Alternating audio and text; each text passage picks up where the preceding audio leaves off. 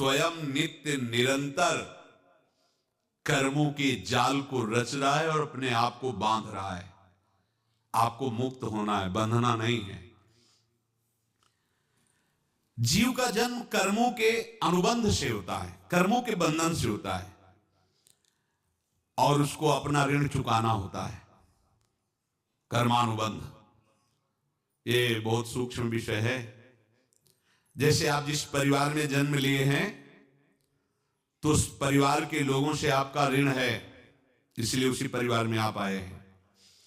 और ऋणानुबंध उसको बिना चुकाए या बिना वसूल किए आप वहां से जाएंगे नहीं।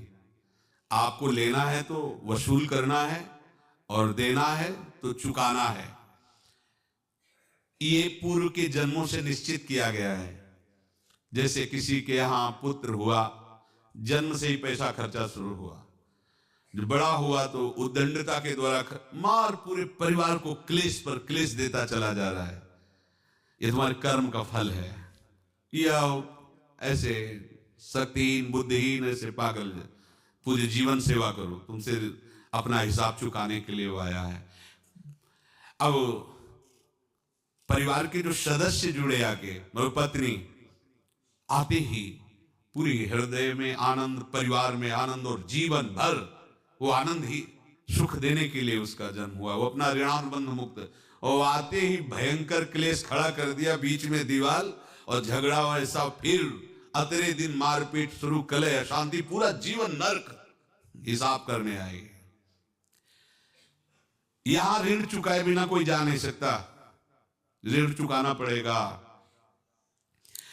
किसी का ऋण वसूल करना है तो किसी को ऋण चुकाना है, दोनों काम करने होते हैं। अनेक जन्मों में अनेक लोगों के साथ हमने जो बर्ताव किए हैं, अच्छे या बुरे, वो होंगे। अब किसी आदमी को हम जानते नहीं, अचानक मिला, अचानक टक्कर लगाओ, मार पीट गाली गुप्ता सब कर दिया, चुपचाप सह लो। क्यों? ये आपका हिसाब है, पूर्व का हिसाब। हमारा उससे कोई द्वेष नहीं, कोई संकल्प नहीं। अचानक घटना घटी और हमसे द्वेष करने लगा, हमें पीटने लगा, हमें गालियां दे, ये हिसाब है, चुपचाप सह जाओ। अपने घर का भाई ही भारी दुश्मन बन गया और क्लेश, हिसाब है। एक प्रभुदत्त ब्रह्मचारी जी की वाणी में पढ़ा था, एक महात्मा जी भ्रमण करते थे तो उस समय असरफियां चलती थी, मोहरे असरफियां, तो उनको भेंट में देते लोग। तो या तो ठाकुर सेवा में लगे तत्काल, या संत सेवा में तत्काल लगे, उसका संग्रह करके डोलना ये ठीक नहीं है। बैरागी के लिए सिद्धांत में ये ठीक नहीं है। तो जब 2, 4, 6, 8 ऐसे मोहरे हुई तो उन्होंने विचार किया कि और भ्रमण करके जब काफी मोहरे हो जाएंगी तो प्रयागराज में जब कुंभ पड़ता है, एक बार पूरे सब अखाड़े के संतों को, अलग अलग संप्रदाय सब संतों को बुलाएंगे और सबको पाएंगे। अब साधु है तो यही विचार करेगा, और क्या विचार करेगा। तो उन्होंने ऐसे डंडा बनवाया, बेंत, जो ऊपर से चूड़ीदार और भीतर पोला, और मोहरे उसमें डालते हैं।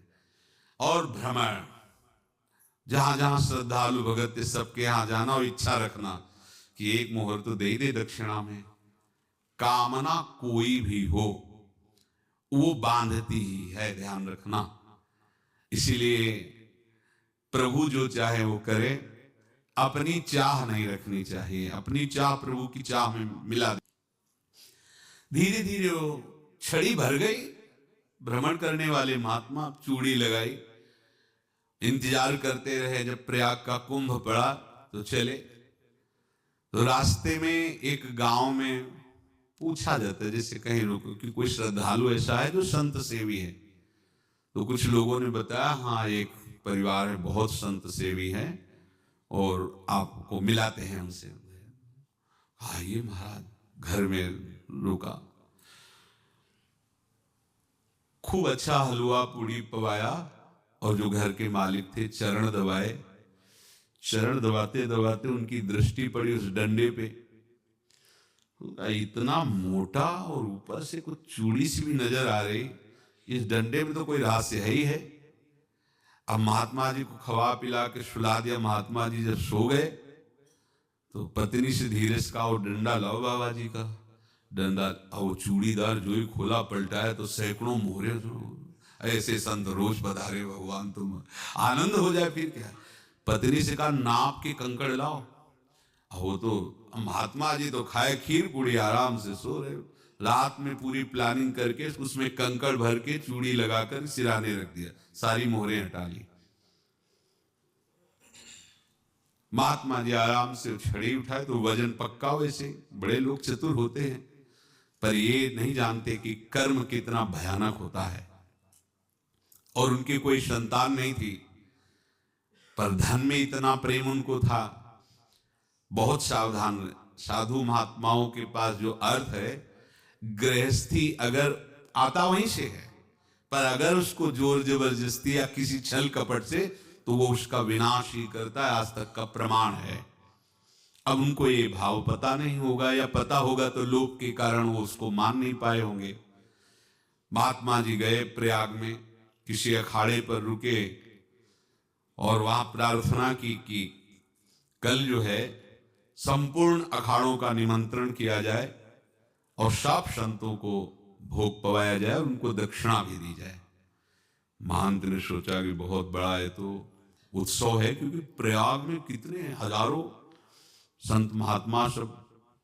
तो उनका, महाराज बोरो इसमें चीनी और तीनों घी लगेगा, सब व्यवस्था। बोले आप मंगाइए, एक एक हिसाब हम करेंगे, हमारे पास सब व्यवस्था है। बोले कुछ तो पहले दे दो, इकट्ठे देंगे हम। उनको था कि अगर हम छड़ी खोला और दो चार मोहरे दी, किसी को पता लग गया तो गड़बड़ हो सकती। बोले हम भंडारे के समय आखिरी में सब कुछ आपको दे देंगे। ठीक। वो अपने पास से पैसे लगाकर खूब जितना सामग्री सब लाए, लाखों की, और सब संतों को निमंत्रण कर दिया।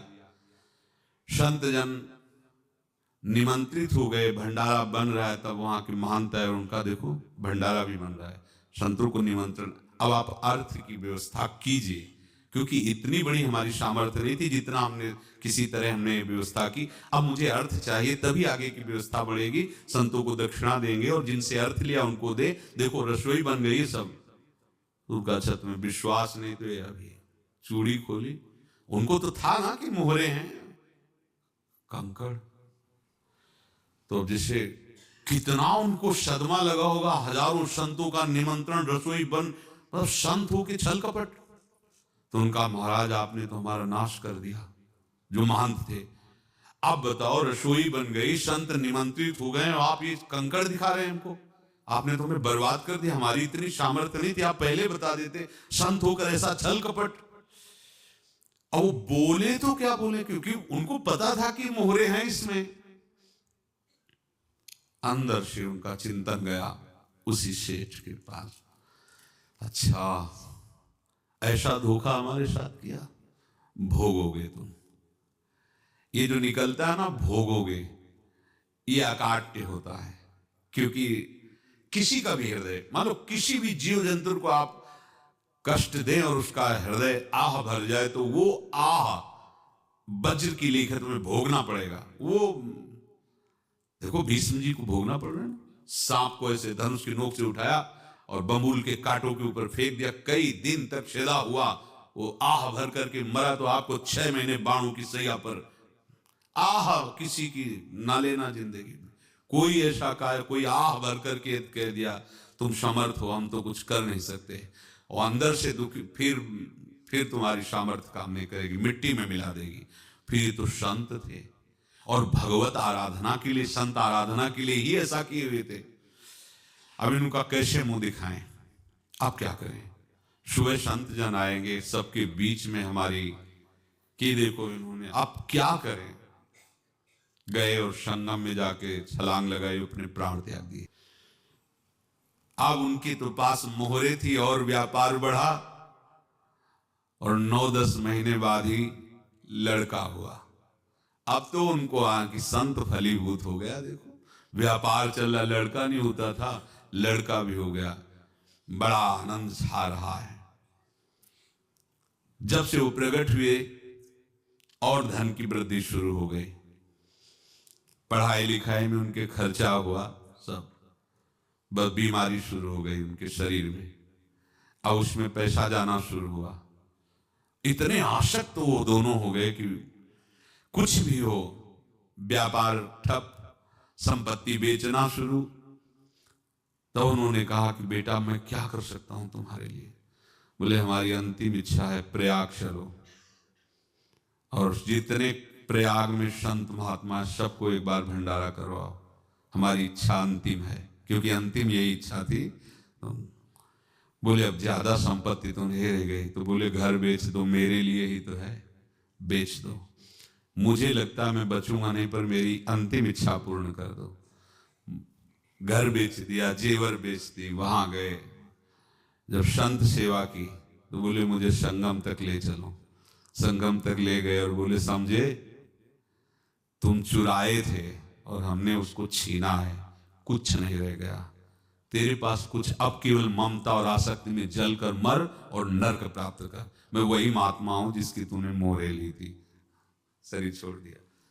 महात्मा को जन्म लेना पड़ा और इनको दुर्गति भोगनी पड़ी। ऋणानुबंध होश में, ऐसा नहीं कि आप जो कर रहे हैं कोई देख नहीं रहा, कोई हिसाब किताब नहीं, जो कर रहे हैं अवश्य में भोक्तव्यम, बहुत सावधान। अनेक जन्मों में अनेक लोगों से जो कुछ लिया दिया है, इस लेने देने को मिटा देने के बाद ही तुम मुक्त हो गए। इसीलिए एक उपाय है, लेना न देना मगन रहना। क्या? मालिक को समर्पित हो जाओ, मालिक को अपना माना हुआ समर्पित कर दो, खत्म। अहम त्वाम स्वरूपापेभ्यो मोक्षयिष्यामि, सब खत्म, आगे पीछे लेना देना सब खत्म। एकादश स्कंद में भगवान श्री कृष्णचंद्र जी ने कहा जो मेरे चरणों का आश्रय लेकर भक्त मेरा भक्ति करता है, उसके पितृ ऋण, मातृ ऋण, देव ऋण, ऋषि ऋण, सब ऋणों से मैं मुक्त कर देता हूं। बस यही एक उपाय है जो इसके बंद करने का उपाय भक्तों के लिए है, वो यही है, भगवान की शरण में होकर अपना माना हुआ पूरा भगवान के अर्पित कर दो। अर्पित करने का तात्पर्य उसमें आम हटा दो। तो दियम वस्तु गोविंदम तुभ्यमेव समर्पये। जिनसे तुमने सेवा करवाई है उनकी सेवा करनी पड़ेगी, जिनसे तुमने जो कुछ लिया है उनको देना पड़ेगा।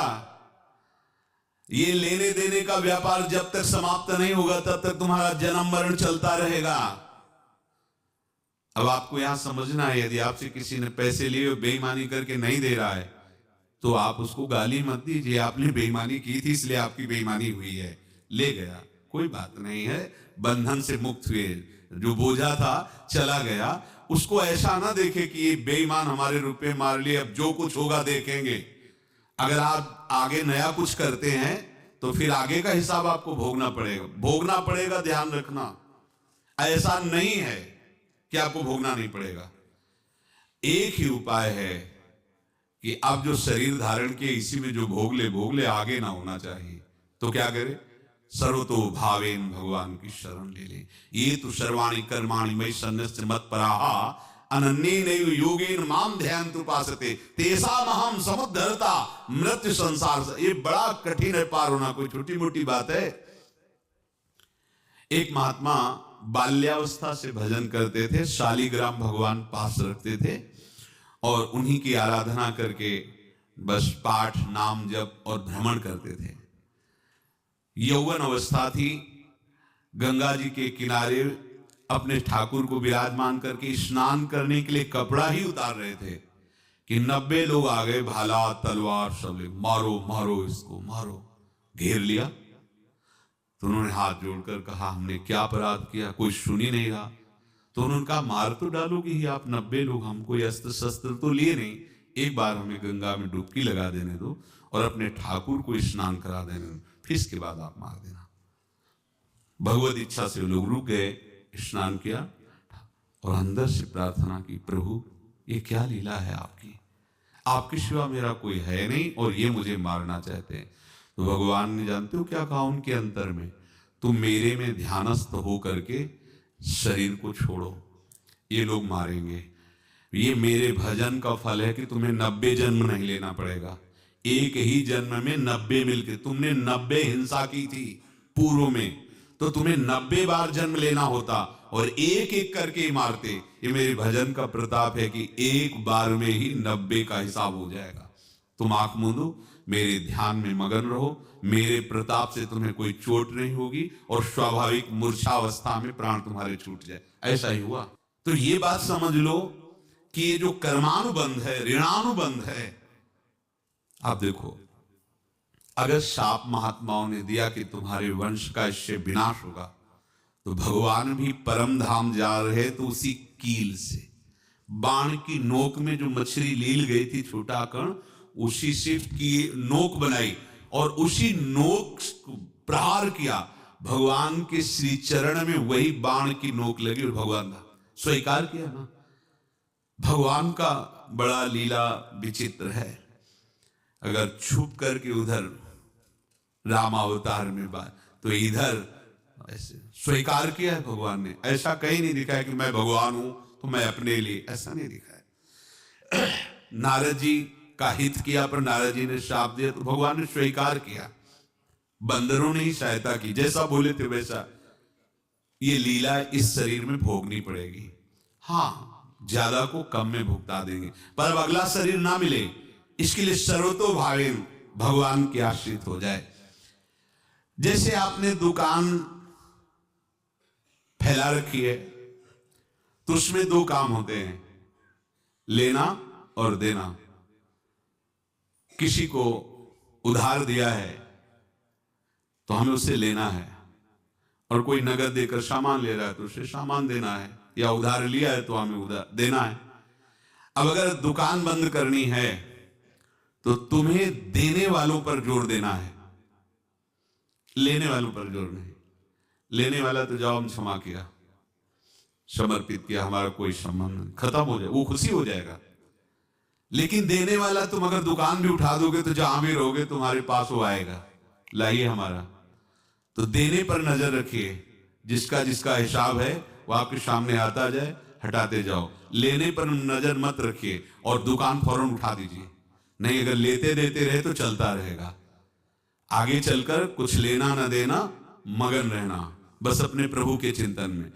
अब हम कैसे जाने कि किसको क्या देना है, हमें क्या पता। तो हम पूरा हिसाब जिनको पता है उनको दे देते हैं, समझ रहे हो, उनको पता है क्या लेना है क्या देना है, तो इनके पास पहुंच गए, सरकारी हिसाब से सब बराबर कर देंगे। हमको अपनी जिम्मेवारी इनकी चरणों में समर्पित कर देना है, तभी हम जीवन मुक्त होंगे। ये राशि की बात है।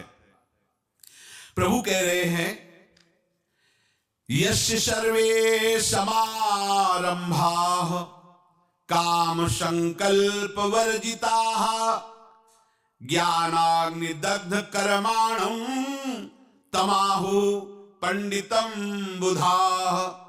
जिसके संपूर्ण कर्मों के आरंभ संकल्प और कामना से रहित है, तथा जिसके संपूर्ण कर्म ज्ञान रूपी अग्नि से जल गए हैं, उसको ज्ञानी जन भी पंडित कहते हैं, बुद्धिमान कहते हैं।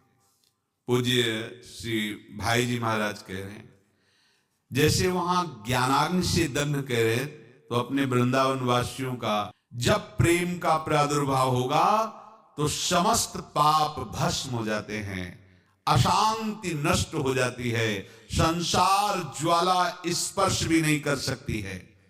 जब भगवत प्रेम का प्रादुर्भाव होता है तो हो सकता है उस उपासक के जीवन में दुखों का पहाड़ टूट पड़े, परिवार खिलाफ, शरीर रोगी, अव्यवस्था, बहुत बहुत कुछ, सब कुछ। कह रहे इतना सब होने पर भी उसके हृदय में कोई भी दुख नहीं होता। ये ऐसा सामर्थ्यशाली भगवत प्रेम है। भगवान के चरणारविंद का जिसके हृदय में प्रेम है, भारी से भारी दुख भी उनको